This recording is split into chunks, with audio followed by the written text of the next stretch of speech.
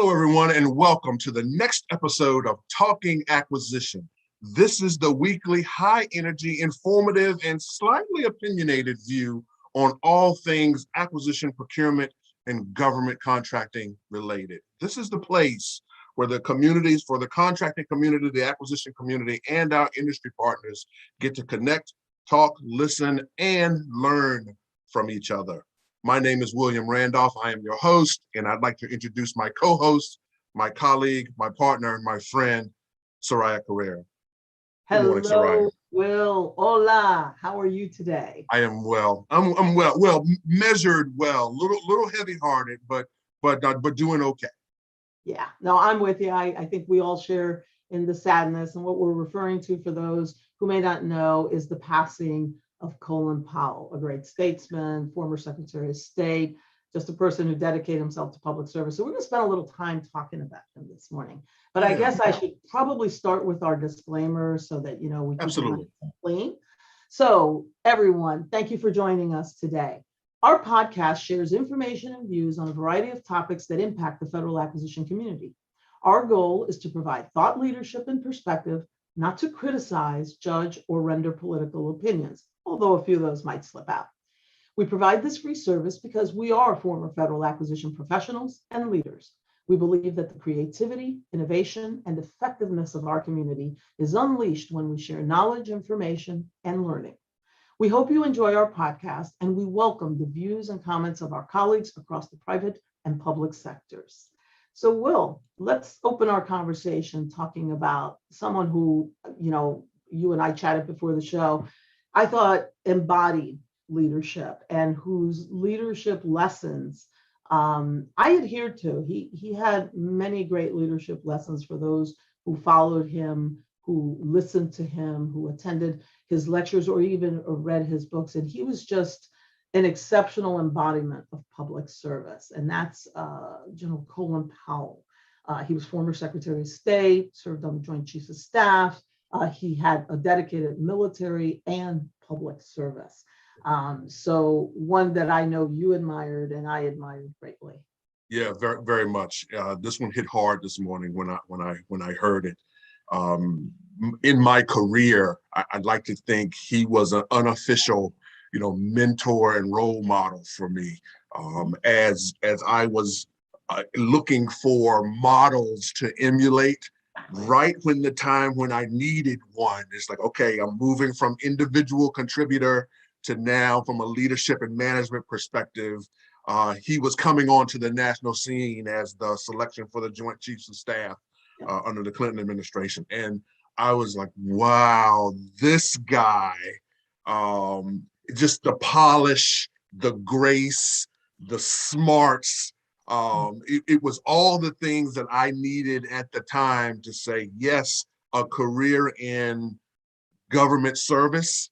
Mm-hmm. There was value and credibility in it, and he embodied all of the pieces in for what I needed at the time, and I have followed his career and have really been affected by his example.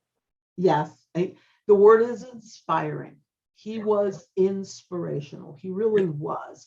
One of the things that I admired most about him was his loyalty and his independence.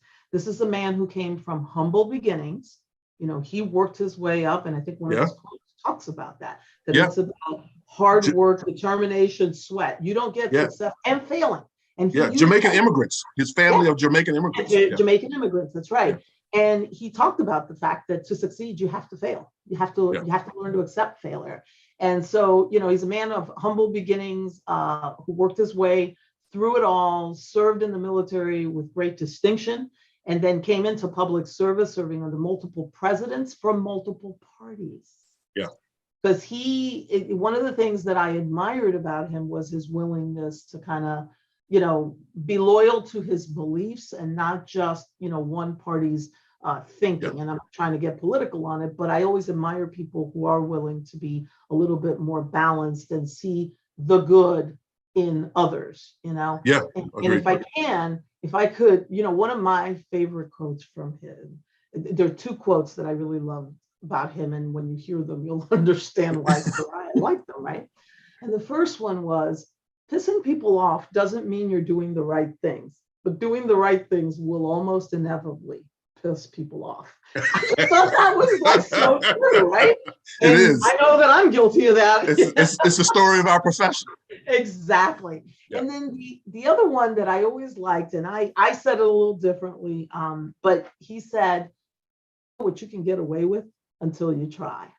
Yeah. The way I characterize that, and a lot of folks that work for me used to throw it back at me every now and then, it's easier to say I'm sorry than to say, Mother, may I?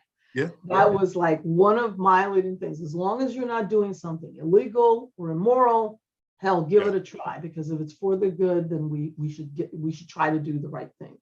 Yeah, that framework of not illegal, not immoral, that open space. I really feel that's where I always thought that's where acquisition careers are made. It's in that space.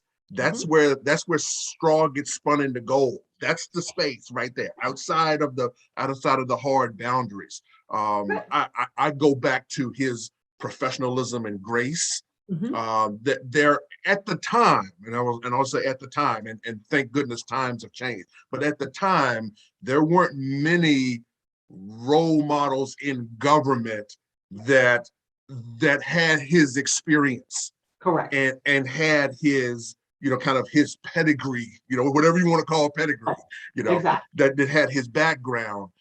So it was very appealing as a young person aspiring in government. And that's another one.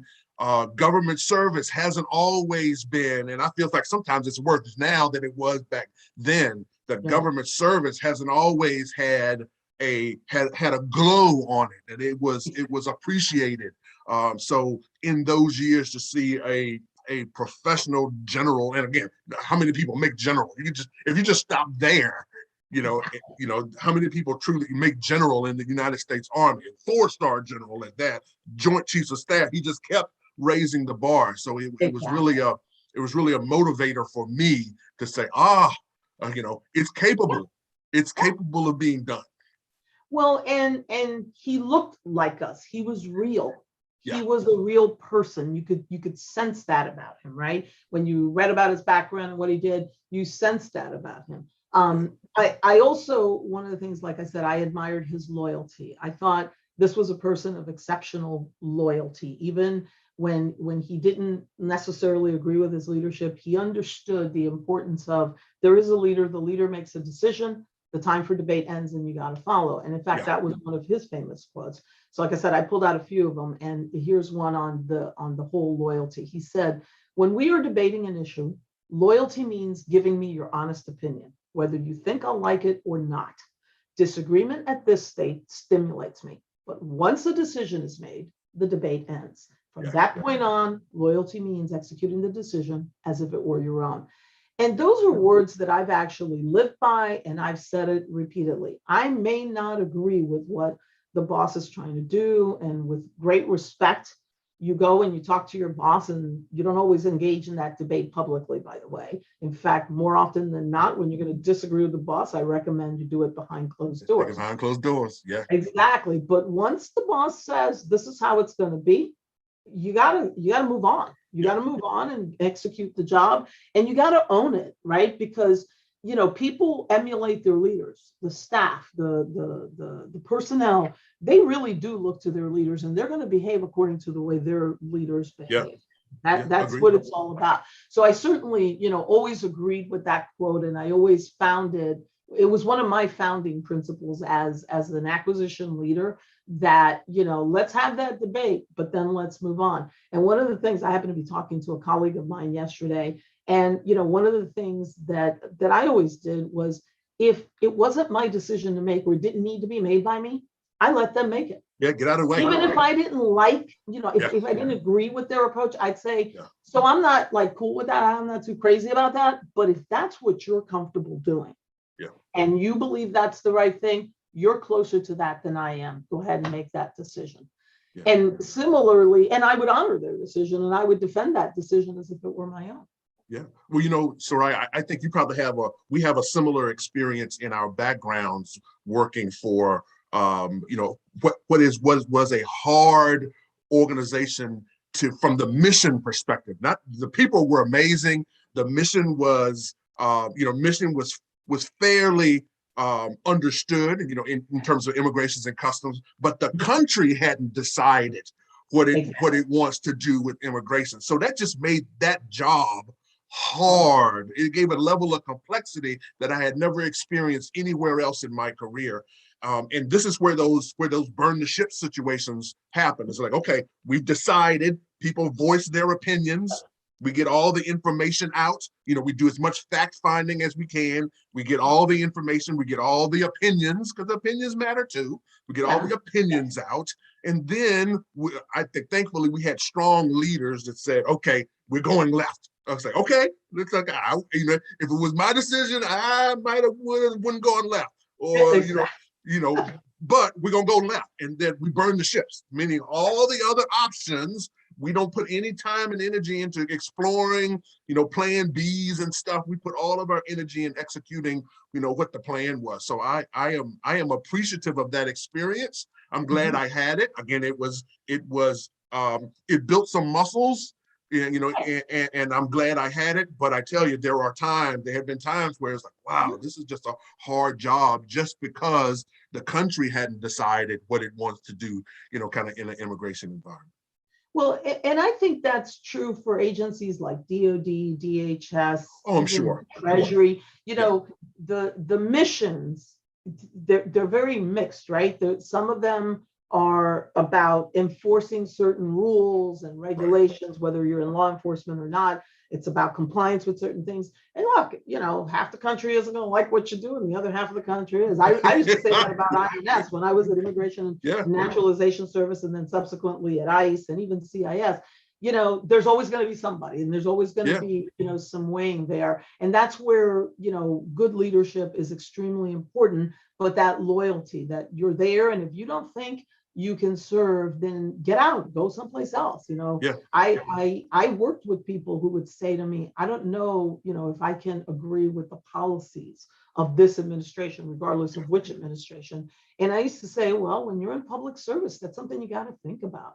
You got to think about the fact that administrations are changing, that the policies and the approaches of the administrations change, and you have to make those decisions for yourself.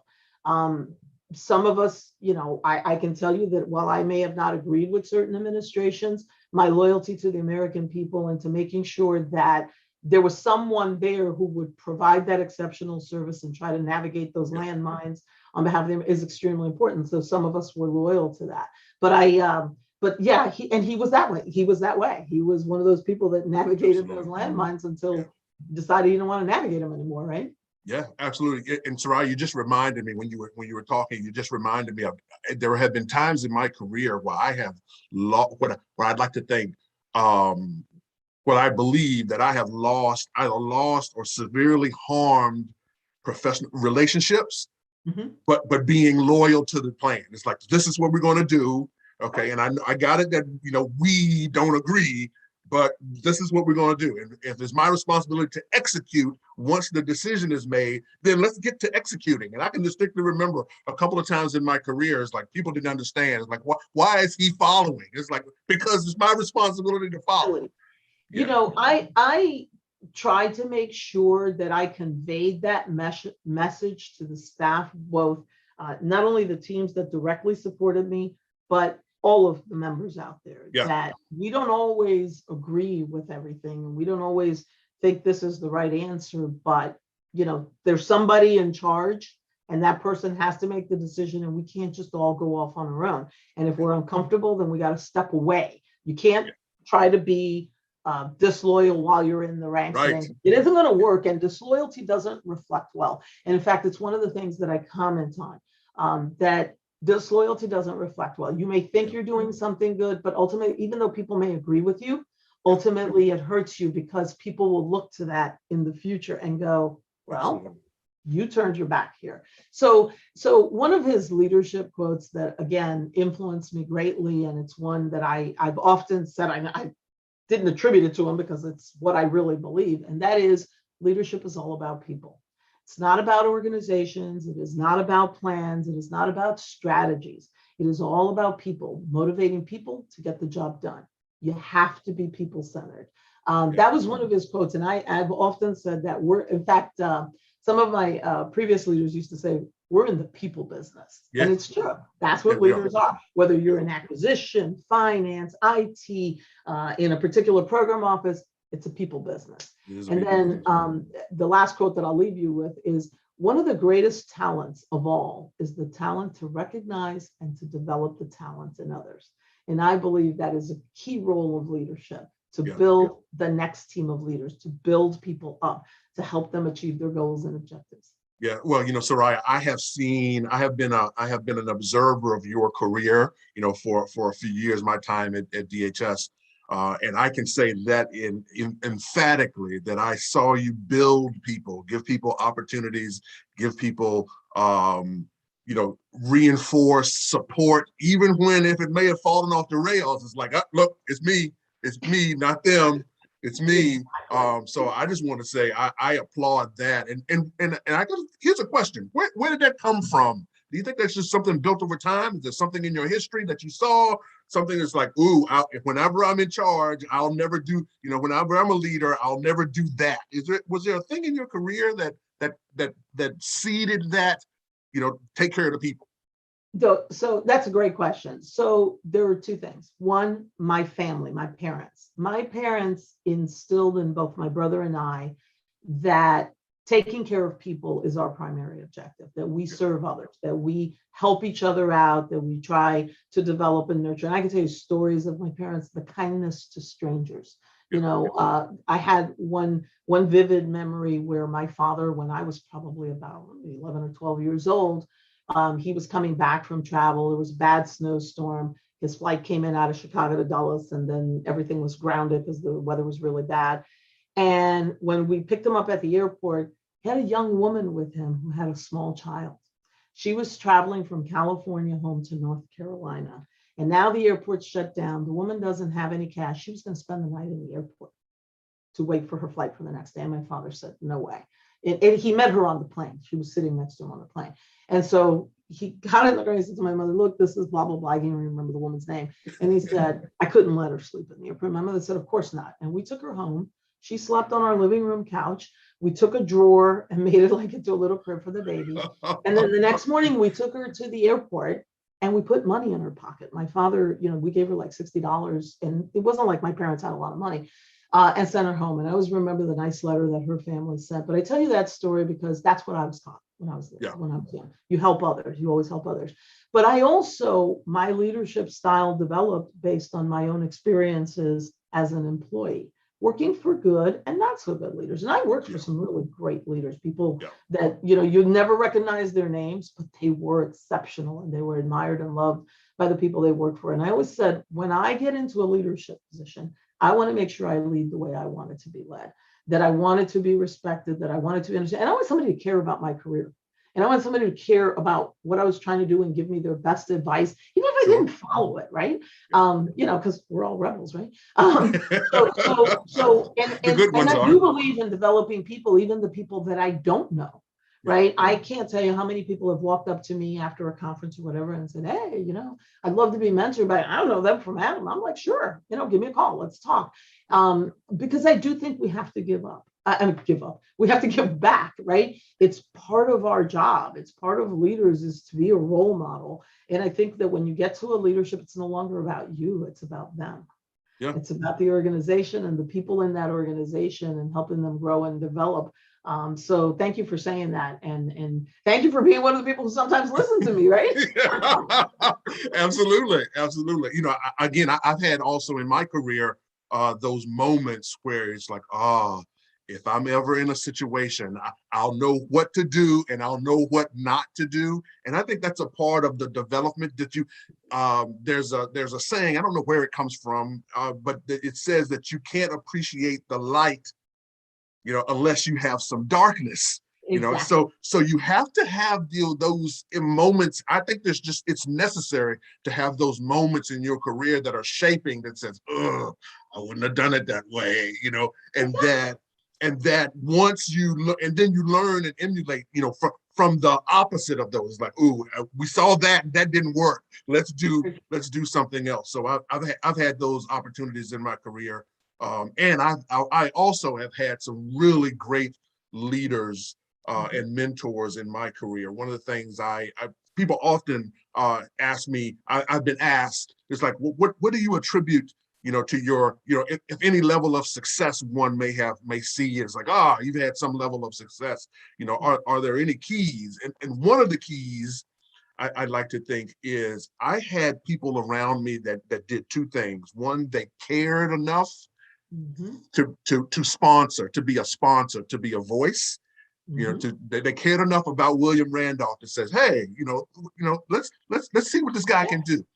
And then the second is they gave me enough runway to sometimes go bump my head into a brick wall, but they gave me a helmet. It's like, so if you go ahead, try it. It's something I wouldn't do this if I was you, but if you are, go ahead. But here, put this helmet on so you don't get that injury that knocks you out of the game.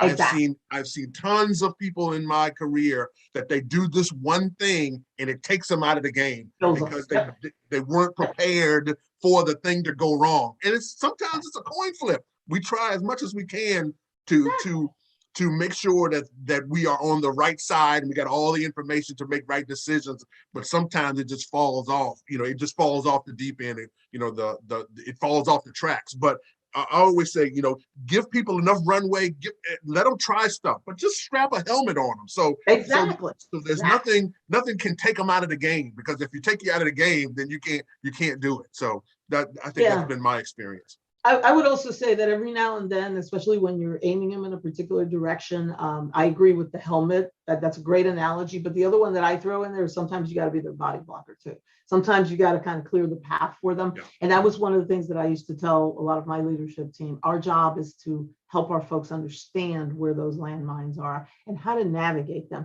Because sometimes people don't know, they don't even see it. They have blinders on. Agreed. Yeah.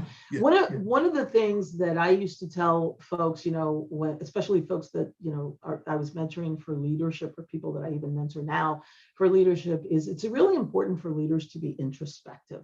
One of the things that I used to do, so I used to drive into work by myself and drive home. I know for all the people that are, not happy with people spending on gas, I love it, because I used my morning commute to kind of think about my day ahead, kind of strategize what I was going to do. But I used my evening commute to review the day and to think about the things that I did. What did I do well? And what should I have done differently?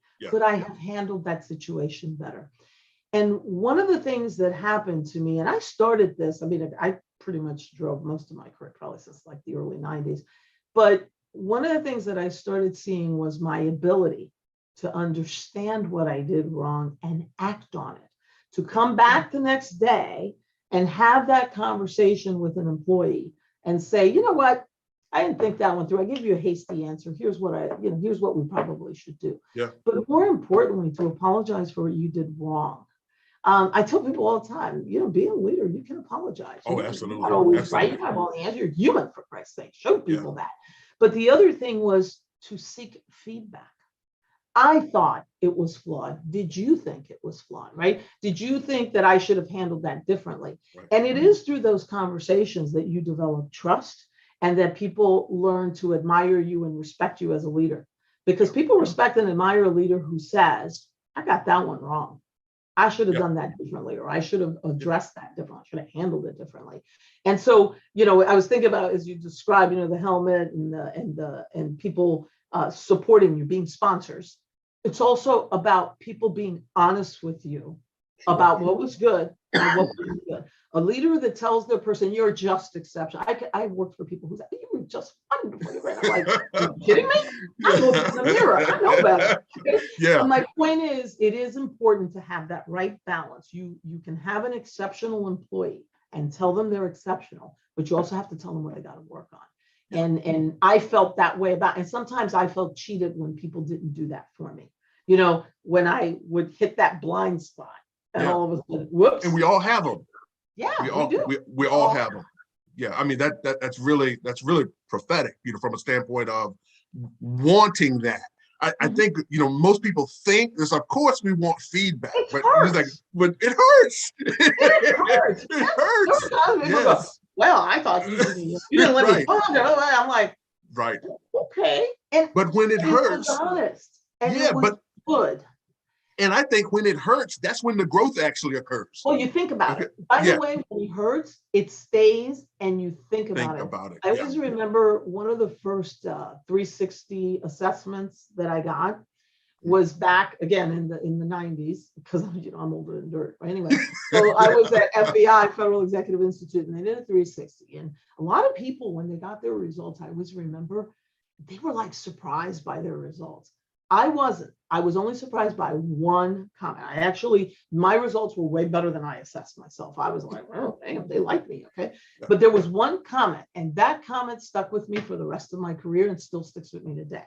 And the comment was, I think you're exceptional. You do great work, blah, blah, blah, blah. But I sometimes feel you don't trust me. Because things that you should delegate to me, you don't, because, little perfectionist here, you did a lot of things yourself. Yeah. And I will tell you that from the moment I got that comment, first I came back to the office and actually shared with my staff, because it was a staff member that gave me that comment. And I shared with the staff and said, I didn't realize that that's the way it was coming across to you guys, but I helped them understand why I operate the way I do. But I said, I'm going to focus on this. And I spent the rest of my career thinking every time that I went to do something, is this something I should be doing, or should I delegate this? Yeah, very interesting. And if I'm going to do it, let me help them understand why I'm going to do it. Yeah. And that's really important. That's like one of those little blind spots. I never thought that it was about trust. And I'm like, are you kidding me? I trust these people. These are my folks. But you don't realize it. And it's that kind of feedback that's important. And it hurt. I was like, oh, man, I don't trust you. I love you guys, right? So I actually focused on that. And I have spent my entire career thinking, and I do think about it very often. The other thing that I think about is that I am very strong and I am very direct and I am very honest. And sometimes that intimidates people. That doesn't mean I'm intimidating, but people are intimidated by it. And so I'm conscious of that. And I try to adjust my style based on the people that I'm talking to and how well they know me and that kind of stuff. That was the second hard lesson in life, that when somebody said, you're intimidating, I went, are you kidding me? I'm a big teddy bear. But they were like, no, you're intimidating.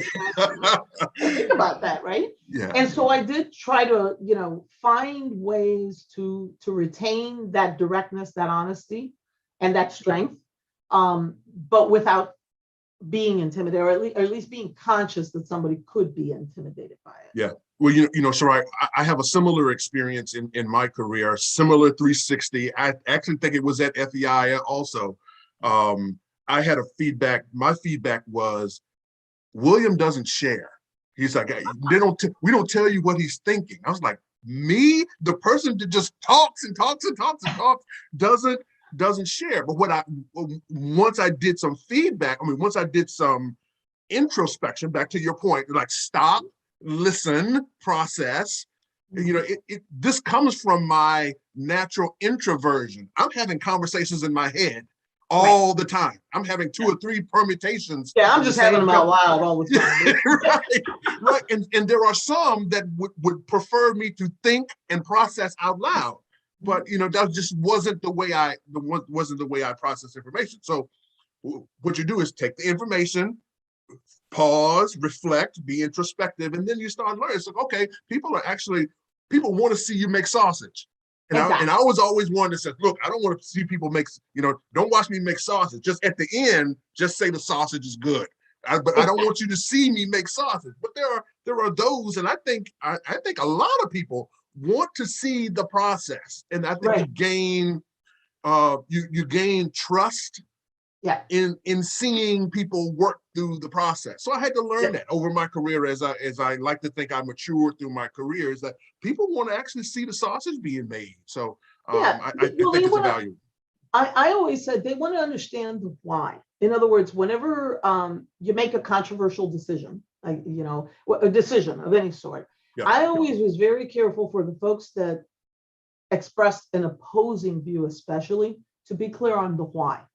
Yeah. This is why we're going to do this way, or this is why we're going to try this, or this is why we're not going to do something a particular way. I felt that that was very important to understand the why, because I think people need to understand the logic behind your decision. Yeah. That's what instills, again, trust and confidence that leadership has considered the options, that leadership has thought about this, because there are factors that sometimes people don't even know about, when you're sitting there. Agreed. So I agree with that. I think, and I push on that introspection button, because I sometimes think that leaders don't think about how the other person saw it. And Right. one of the things that I've always tried to be is empathetic, put myself in the other person's shoes. What if I was on the receiving end of that comment, of that statement, of that Yes. approach? How would I feel? And as soon as I put myself in that, then I start to think about, well, maybe I need to explain this better, or maybe I need to go back. And one of the things, and members of my staff would joke around about this, they'll come in at the end of the day and say, hey, Soraya, we should do blah, blah, blah. And I go, you kidding me? No, do that.